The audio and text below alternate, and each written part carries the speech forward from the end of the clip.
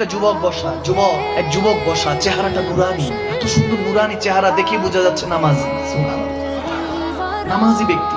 কাছাকাছি গেলেন ওই আলেমে দ্বীন, হুজুর বললেন, বাবা তুমি কি আমার সাথে যাবা? তোমাকে আমি টাকা পয়সা দিব, সমস্যা নেই, কাজে যাবা? বলে হুজুর যাবো, কিন্তু আমার 3টা শর্ত আছে। কয়টা? 3টা শর্ত। বলে সবাই কাজের জন্য 4 দিরহাম নেয়, আমি 3 দিরহাম নিব। সুবহানাল্লাহ। বলে 3 দিরহাম নিব। বলে এটা তো ভালো অপরচুনিটি, খুব ভালো, সবাই 4 দিরহাম নেয়, এখন তুমি 3 দিরহাম দিবা, খুব ভালো, চলো। বলে আরেকটা দ্বিতীয় শর্ত শুনেন। দ্বিতীয় শর্ত হলো, যখন হাইয়া আলাস সালাহ বলে মসজিদে মুয়াজ্জিন আযান দিবে, তখন আর আমি আপনার কর্মচারী না, তখন আমি কর্মচারী কার? আওয়াজ দেন না কার? Third one. বলে 3য় নাম্বার শর্ত হলো, আমাকে কোনো প্রশ্ন করা যাবে না, আমি আপনার কোনো প্রশ্নের উত্তর দিব না। বলে ঠিক আছে, মালিক দেয় শর্ত, তুমি দিছো শর্ত, কর্মচারী হয়, সমস্যা নাই। ইন্টারেস্টিং ক্যারেক্টার নিয়ে গেল, কাজ করতেছে, সারাদিন কাজ করতেছে, দেখে অন্যান্য কাজওয়ালারা যখন কাজ করে দেখবেন যে মাঝে মাঝে সিপাইকে একটু সুক্তান দিতে থাকে, চা খেতে থাকে, অথচ সে কিন্তু মুহায়দা করেছে, চুক্তিবদ্ধ হয়েছে যে 1000 টাকার বিনিময়ে তিনি তেনার কাজটা 6-7 ঘন্টা করবে, কিন্তু এই 6-7 ঘন্টার মধ্যে দেখা যায় 1 ঘন্টা ফাঁকি দেয়, বাকি 5 ঘন্টা করে। তো ওই যুবক এরকম ছিল না, পরেজগার। ওই যুবক কাজ করতে করতে জোহরের আজান পড়লো, চলে যাচ্ছে। ওই হুজুরের সাহেবজাদা ছিল, ছেলে ছিল, তিনি বলতে, এই ভাই আপনি কোথায় যান? কাজ শেষ করেন। বলে কাজ তো করে দিয়েছি। যখন বলে যে করে দিয়েছি, আমার এখন আর আপনার কর্মচারী না, আপনার বাপের কর্মচারী না, আমি আপনার বাবাকে বলে দিয়েছি যখন হাইয়া আলাস সালাহ বলে মুয়াজ্জিন আজান দিবে, আমি কর্মচারী কার? আওয়াজ না কার? চলে গেল, নামাজ পড়ে আবার আসলো, কাজটা শেষ। এখন যখন বেতন নিতে আসছে, বলে হুজুর 3 দিরহাম দেন। এখন হুজুর 3 দিরহাম দিচ্ছে। যখন 3 দিরহাম দিল, বলে বাবা একটা প্রশ্ন, তোমার নাম কি? তখন বলতেছে, হুজুর 3য় নাম্বার শর্তের কথা মনে আছে, বলছি নো কোশ্চেন, কোনো প্রশ্ন করা যাবে না। চলে গেল যুবক। হুজুরের পরের দিন আবার কাজ পড়লো, কাজের জন্য লোক লাগবে। বাগদাদের ওই বাজারে গেল, দেখে ওই যুবককে পাওয়া যাচ্ছে না। সবাইকে বলতেছে, ওই যুবকটা কই? নুরানি চেহারা, নামাজি ব্যক্তি। সুবহানাল্লাহ। ওই যুবকটা কোথায়? বলে হুজুর উনি সপ্তাহে একবার আসে। বলে ঘটনা কি? একবার কেন? বলে একবারই আসে, তার নাকি 1 সপ্তাহে 3 দিরহামের খরচ লাগে, 3 দিরহাম কামাইলে এটা দিয়ে 1 সপ্তাহের খাবার দাবার ব্যবস্থা হয়ে যায়। বলে তারপর কি করে? বলে তারপর নাকি আল্লাহ বিল্লাহ করে, জিকির আজকার করে, মদিনাওয়ালার প্রেমে নাকি ডুবে থাকে। বলে এরকম যুবকই তো দরকার। বলে আগামী সপ্তাহে আসলে পাবো? বলে পাবেন হুজুর। আগামী সপ্তাহে আসলো, এসে দেখে যুবক দাঁড়িয়ে আছে। ওই হুজুর গিয়ে সালাম দিল, ওয়ালাইকুম সালাম, যুবক উত্তর নিল।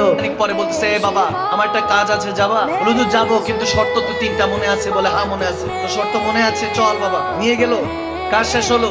এরকম 1-2 সপ্তাহ চলে গেল, হুজুরের প্রয়োজন পড়লো, দেখতেছে ওই যুবককে খুঁজতেছে, পায় না। বলে হুজুর গত সপ্তাহ থেকে আসে না। বলে কি হয়েছে? বলে নিশ্চয়ই কোনো সমস্যা হয়েছে। বলে ছেলেটা থাকে কোথায়? বলে হুজুর থাকে হলো বাগদাদের শেষ কবরস্থানের পিছনে একটা কুটুরি, একটা ছোট্ট ঘরের মধ্যে থাকে। হুজুর গেলেন, গিয়ে দরজার মধ্যে যখন এভাবে নক নক টোকা দিলেন, টোকা যখন দিলেন, ভিতর থেকে যুবক আওয়াজ করলো, হুজুর আপনি এসেছেন? আপনি এসেছেন? তখন বলে হুজুর দরজা খোলা আছে, আসেন। হুজুর যখন ভিতরে গেল, গিয়ে দেখে ছেলেটা কাতরাচ্ছে, অসুস্থ, অনেক অসুস্থ, দুর্বল হয়ে পড়েছে। তখন হুজুর বললেন, যে ব্যাপার কি, তুমি কিভাবে বুঝলা যে আমি আসছি? বলে হুজুর গরিবকে দেখতে ধনী তো আসবে না, কোনো আল্লাহ ওয়ালাই তো আসবে, কোনো আল্লাহ ওয়ালাই তো আসবে, কোনো ধনী তো আর আসবে না। বলে বুঝতে পেরেছি হুজুর আপনি এসেছেন, আপনার অপেক্ষা ছিলাম। হুজুর সময় শেষ, বড় তাড়াহুড়ে আছি, আজকে হয়তোবা রুটা পারওয়াজ করে যাবে, আজকে হয়তোবা ইন্তেকাল হয়ে যাবে, আজকে রাতেই আমার ডাক চলে আসবে, আমাকে চলে যেতে হবে আল্লাহর কাছে। সে বলতে, হুজুর 3টা দিরহাম বের করে, যে 3টা দিরহাম নেন, এটা দিয়ে আমার জানাজা পড়াবেন আগামীকালকে ফজরের পরে এসে, দাফন কাফনের ব্যবস্থা করবেন। তারপরে একটা রিং ছিল, আংটি অনেক দামি, খুলে দিল। বলে এটা ওই জামানার বাদশাহ হারুনের রশিদের জামানা ছিল। বলে বাদশাহ হারুন রশিদকে যাই দিয়ে আসবেন, আংটিটা দিয়ে আসবেন। আপনার সাথে দেখা করতে চাইবে না, দেখা বাদশাহ হয়তো বা দেখা করতে চাইবে না, বলবেন যে তেনার একটা আমানত আপনার কাছে আছে, বললে দেখা করবে। বাদে আসর গিয়ে তেনাকে আংটিটা দিয়ে আসবেন। যুবকের এই কথা শোনার পরে হুজুর বলতেছেন যে আমি তো তোমার জন্য কিছু করতে পারি। ওই বুজুর্গ আল্লাহ ওয়ালা বলছেন, তোমার জন্য কিছু করতে পারি? বলে হুজুর হ্যাঁ করতে পারেন, আমাকে একটু নিরিবিলি সময় দেন, তওবা করে আল্লাহর কাছে যেতে চাই। তওবাতুন নাসুহা ওয়া তাওবাতুল ক্বাবলাল মাউত। যুবক এখনো তওবার রাস্তাতে খোলা আছে। আর এই মৃত্যুগুলি দেখো কত সুন্দর, নিজের দাফন কাফনের ব্যবস্থা করে যাচ্ছে। হুজুর কাছে বলল, হুজুর আমাকে একটু সময় দেন, তওবার রাস্তা খুব কম, সময় কম, আমি আল্লাহর কাছে মাফ চাইতে চাই, আল্লাহর কাছে ক্ষমা চাইতে চাই। ওই যুবকের হয়তো গুনাহও নেই, ক্ষমা চাচ্ছে আল্লাহর কাছে। যখন কান্নাকাটি করছেন, বলে হুজুর আমাকে নিরিবিলি সময় দেন। হুজুর বের হয়ে গেল। বের হয়ে রাতের বেলা উনি কাতরাচ্ছেন, বিছানা এই প্রান্ত থেকে ওই প্রান্ত, চোখে দিয়ে পানি পড়ছে। ওই যুবকের কথাগুলি মনে পড়ছে, যে এত ইমানদার যুবক, আমলদার যুবক চলে যাবে, কষ্টে তেনার বুকটা ভারাক্রান্ত হৃদয় হয়ে আছে। তিনি চিন্তা করতে করতে ফজর আজান পড়লো, নামাজ পড়ে দৌড়ায় গেলেন। দৌড়ায় গিয়ে যখন ওই যুবকের বাসার মধ্যে, ঘরের মধ্যে দরজাটার মধ্যে হাত রাখলেন, দেখে যে দরজাটা খোলা, অটোমেটিক খুলে গেল। একটা সুঘ্রাণ, একটা সুগন্ধি ইস্তেকবাল জানাচ্ছে, ওয়েলকাম জানাচ্ছে হুজুরকে। एक खुशबू आती थी और मैं भटकता जाता था, रेशमी हवा थी और मैं तकता जाता था, जब तेरी गली आया सच तभी नजर आया, मुझ में ही वो खुशबू थी जो तुमने दिलवाया। सुभान अल्लाह। যখন ওই কাছাকাছি গেল, আল্লাহ ওয়ালা ওই হুজুর কাছাকাছি গিয়ে বলতেছেন, দেখতেছেন ওই খুশবুটা এত নুরানি, বলতেছেন ওই যুবকের কাছে গেলাম, চেহারা থেকে পর্দাটা সরালাম, চাদরটা সরাইয়া দেখে এত নুরানি হয়ে আছে, মনে হয় কাকে জানি দেখতে দেখতে দুনিয়া থেকে চলে গিয়েছে, মনে হয় কে জানি এসে সে যুবককে নিয়ে গিয়েছে, যার প্রেমিক ছিল মনে হয় তিনি এসেছিল। এখন চিন্তা করতেছেন ওই যুবককে দাফন কাফনের ব্যবস্থা করতে হবে। এখন কয়েকজনকে নিয়ে তো তিনি এসেছিলেন, দেখে যে 4-5 জনকে নিয়ে এসেছিলেন, কিন্তু কোথা থেকে জানি হাজারো মানুষ সেই জানাজায় উপস্থিত হয়ে গেল। এখন আসার পরে ওই হুজুর বলতেছেন, জানাজা দেওয়ার পরে চোখের পানি ছেড়ে দোয়া করে যখন আসরের সময় বাদশা হারুন রশিদের দরবারে গেল, এখন ওই যুবকের কাছে হুজুর জিজ্ঞেস করেছিল, কে তুমি বাবা? তিনি তো কোনো কথা বলে নাই।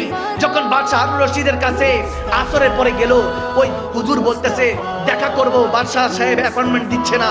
বাদশা হারুন রশিদ ব্যস্ত ছিল। যখন বলল আপনার একটা আমানত আছে, একটা রিং আছে, তখন দেখা পেল, খাস কামরায় গেল। বাদশা হারুন রশিদ জিজ্ঞেস করছে, কি চাই, কি কি কি আমানত আপনার কাছে আছে? বলে আপনার একটা রিং আমার কাছে আছে। যখন আন্টিটা বাদশা দেখলো, একটা চিৎকার দিল, আল্লাহ বলে একটা চিৎকার দিল, বলে যে এই রিং এর মালিক কোথায়, আন্টির মালিক কোথায়? ওই হুজুর ওই আল্লাহওয়ালা বলতেছেন, সে গতকালকে রাতে ইন্তেকাল করে গিয়েছে, ইন্তেকাল করে গিয়েছে। বাদশা চোখের পানি ছেড়ে বলে, তার কবরটা কোথায়? বলে ওই যে বাগদাদে কবরস্থানে, ওখানে দাফন করেছি। বাদশা হারুন রশিদ সারা পৃথিবী যিনি লিড দিতেন, রুল করতেন, সেই বাদশা ওই কবরে গিয়ে লুটোপুটো খেয়ে সে কবরটা জড়িয়ে ধরে চিৎকার দিয়ে কান্না করছে। ওই আল্লাহওয়ালা চিৎকার দিয়ে উঠলেন, চিৎকার দিয়ে উঠে বলতেছেন, না ইসনে কুছ বলা, না কুছ বল রহে হে, না এ কিছু বলেছে, না আপনি কিছু বলছেন। সে কে ছিল? কে ছিল? বাদশা হারুন রশিদ কবর থেকে মুখটা উঠিয়ে বলতেছে, আমার ছেলে ছিল, আমার ছেলে ছিল, রাজপুত্র ছিল, প্রিন্স ছিল। ওই আল্লাহওয়ালা চিৎকার দিয়ে বলেন, কি বলেন হুজুর? আপনার ছেলে দিন মজুর ছিল, 3 দিরহামের উপরে কাজ করত। যুবক, এই হেদায়েতের কথাগুলি আর বেশি দিন নেই। দেখেন বয়োজ্যেষ্ঠ ওলামায়ে কেরাম এখন আর স্টেজে উঠে না, কারণ মানুষ হবে না। আমরা ভুলে ভরা জিন্দেগি কি শিখাবো আপনাদেরকে? এখন যদি পরিবর্তন না হন, রব্বে করিমের কাছে কি উত্তর দিবেন? আরে কবরে গেলে দয়াল নবী যদি বলে লা আদরি, চিনি না, বেঈমান উম্মত। যদি আপনি অন্যের চগলখড়ি, ক্রিটিসাইজ নিয়ে, গীবত নিয়ে, মিথ্যা নিয়ে পড়ে আছেন, মিথ্যা আমাদের পারফিউম হয়ে গিয়েছে, চগলখড়ি আমাদের পোশাক আশাক হয়ে গিয়েছে, আমাদের মধ্যে হেদায়েত কেন জানি উঠে যাচ্ছে। ওই আল্লাহওয়ালা চিৎকার দিয়ে বললেন, হুজুর আপনার ছেলের এই মারিফত কি, এই রহস্য কি? বলে হযরত দাউদ তাই আলাইহির রহমান সে মুরিদ ছিল। আমার ছেলে যখন একজন আল্লাহওয়ালার সঙ্গ জ্ঞাপন করেছেন, ওয়াকুনু মা সাদিকিন, কোরআনের কথা অনুযায়ী, ইন্নাল্লাযীনা ইউবায়ুনাকা ইন্নামা ইউবায়ুনাল্লাহ, যখন আমার নবীর গোলামির মধ্যে চলে গিয়েছেন, আল্লাহওয়ালা হয়ে গিয়েছিল আমার ছেলে। আমার ছেলে তো আমার ছেলে ছিল, কিন্তু দেখেন যেতে যেতে একটা রিং তার কাছে ছিল, এটাও ফেরত দিয়ে দিয়েছে।